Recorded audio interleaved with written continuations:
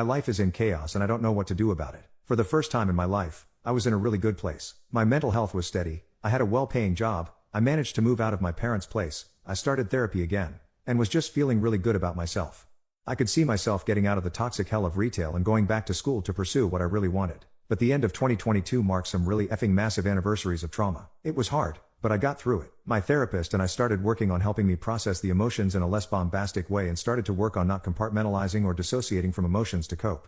January and February were particularly rough, and I realized in April I needed a breather. I got approved for a 3-week leave, scheduled in May. 2 weeks after that conversation, our hours got cut. I went from a 40 to 42 hours week to a 30 to 32 hours week. I had to start borrowing from my savings to make sure I could pay rent. It was rough, but it was doable. Other things happened, and my savings took a hit. My leave coincided with an unexpected emergency on my manager's end, so we weren't able to fully communicate the expectations of the leave.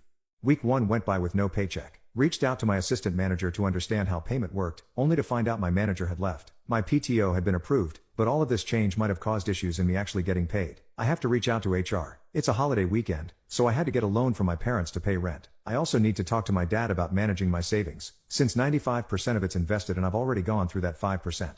All of this has made it crystal clear there is no sustainable future in this company at this point. I've started looking at jobs, and reached out to a family friend who offered me a position fairly recently. Unfortunately, they've already filled it. Job hunting has been a nightmare, because I'm looking for a remote or hybrid job in data entry, invoicing, or bookkeeping. I have the experience and skill set, I just don't have the degree. I cannot go back to retail or people at this point. It will destroy me. I was so effing steady and good just a few months ago, and now I'm more stressed than ever, barely scraping by, and I just can't stomach the idea of going back to where I was. I just want to move forward for once. I don't even know how to begin to even process or handle all of this.